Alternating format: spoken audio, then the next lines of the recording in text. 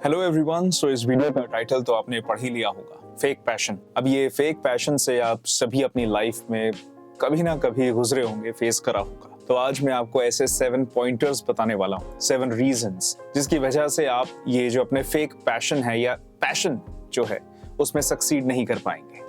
And इसमें मैं voice over को रिलेट करूंगा, आप अपने किसी पैशन को इसमें रिलेट कर सकते हैं।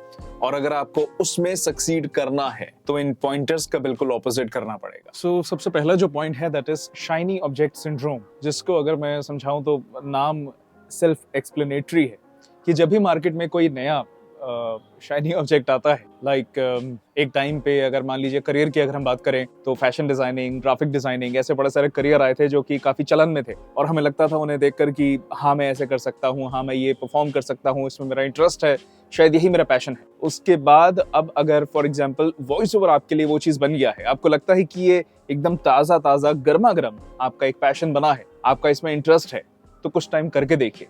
अगर आपको उसके बाद भी लगता है कि हाँ यार इसको करने में मजा आ रहा है और मैं इसे कर सकता हूं, then continue doing that. Otherwise it's just a shiny object syndrome जो कि नया आया, आपको लगा डबिंग है, वॉइस एक्टिंग है, मजा आएगा करने में, and be brave enough to accept कि वो आपकी कॉलिंग नहीं है, वो आपका ट्रू पैशन नहीं है। तो आई होप आप इस चीज को समझ चुके होंगे।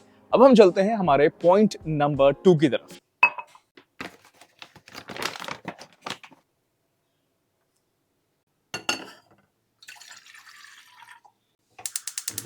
तो अगला जो पॉइंट है वो है ये स्पून फीडिंग। जिसको आदत लग चुकी है ना स्पून फीडिंग की, उसके साथ क्या है कि उसे हर स्टेप पे हेल्प चाहिए। वो खुद के मतलब लिमिटेड एफर्ट्स हो जाते हैं और ऐसा लगता है कि जब तक कोई मुझे गाइड नहीं करेगा मुझे नहीं पता चलेगा कि मुझे आगे क्या करना है। That is very bad and that's extremely opposite what you do.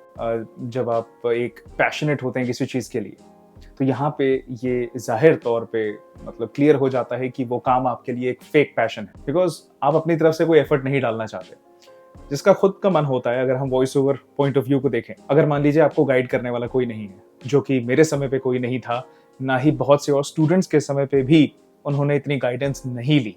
Yes, एक इनिशियल एक पुश या गाइडेंस सबको मिली है कि आपको ऐसे ऐसे करना है, बट आज के कंपैरिजन में वो बहुत कम था।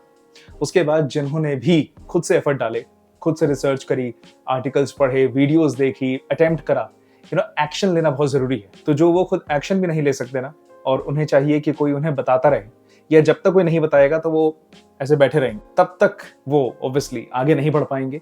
एंड जाहिर है कि ये सिर्फ उनका अभी नया नया एक पैशन बना है और इससे बचना है तो आपको ये सोच लेना चाहिए कि कोई आपकी हेल्प नहीं करने वाला, आपको खुद से इस चीज में प्रोसीड करना पड़ेगा।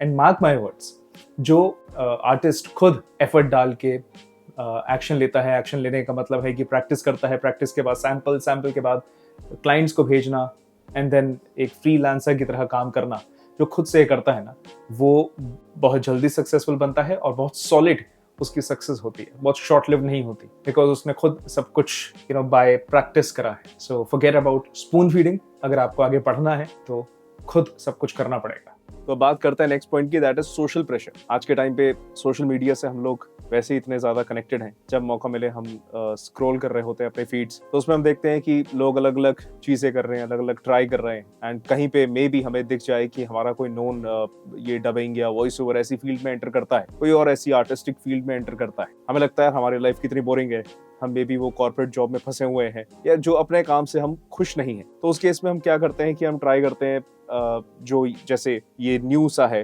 डबिंग, तो हम डबिंग कर लेते हैं। तो एक सोशल प्रेशर आ जाता है कि मैं भी अपनी लाइफ इंटरेस्टिंग दिखाऊं, मजेदार दिखाऊं, कि भाई मेरी लाइफ इतनी बोरिंग नहीं है। उस वजह से हम स्टार्ट कर सकते हैं। दूसरा सोशल प्रेशर क्या होता है कि अगर आपने स्टार्ट कर दिया और आपने उसका ढिंढोरा पीट दिया कि मैं ये करता हूं, तो अब आपको प्रेशर है कि मुझे कुछ ना कुछ बताना है, या कोई मुझसे पूछ सकता है कि आपने क्या करा है या आप इस फील्ड में क्या कर रहे हैं। उस प्रेशर की वजह से हम ज्यादा टेंशन ले लेते हैं।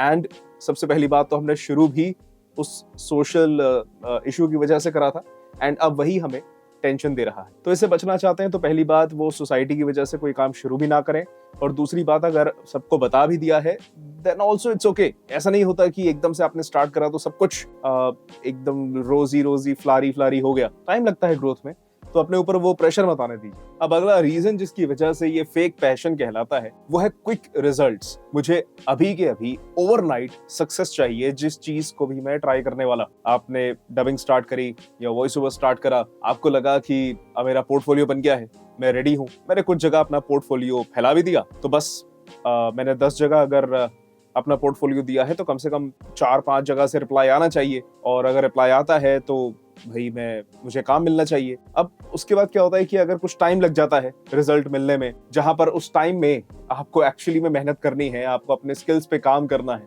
Because it's a continuous process, पर आप काम के चक्कर में काम मिल जाए उस चीज के पीछे पड़े हुए बस जल्दबाजी करते हैं। It's not an overnight success dream kind of work. आपको इसमें लगातार एफर्ट डालने पड़ेंगे, और अगर आप वो नहीं डाल पा रहे एंड आपको जल्दी रिजल्ट चाहिए, देन दैट मीन्स ये आपका रियल में वो पैशन नहीं है। आपको उस आर्ट से या उस प्रोसेस से प्यार नहीं, आप सिर्फ रिजल्ट ओरिएंटेड, आपको रिजल्ट चाहिए, उससे दोस्त काम नहीं चलता। तो अगर आप तैयार हैं कि जितना भी इसमें टाइम लगे, 1 महीना, 6 महीना, 1 साल, 2 साल, 5 साल, मुझे वो सक्सेस मिलने में 10 साल भी लग जाए, जो मैं चाहता हूँ इससे अचीव करना, उसमें इतना टाइम भी लग जाए, अगर आप ये साइड बाय साइड उसे करते रहते हैं और आप उस चीज को अपने ऊपर हावी नहीं होने देते, देन दैट्स ग्रेट, कंटिन्यू करिए। तो दोस्त, अगला पॉइंट है लैक ऑफ एंगेजमेंट। यानी कि अगर आपके फील्ड से रिलेटेड कोई भी इवेंट होता है, अपॉर्चुनिटी मिलती है, कहीं आपको सैंपल देना है, किसी चीज में पार्टिसिपेट करना है, बट वो आप नहीं करना चाहते, आपका मन नहीं करता, या आपको लगता है यार कि मतलब मे बी इससे क्या होगा क्या नहीं होगा, तो वो आपका उतना पैशनेट वर्क फिर नहीं है।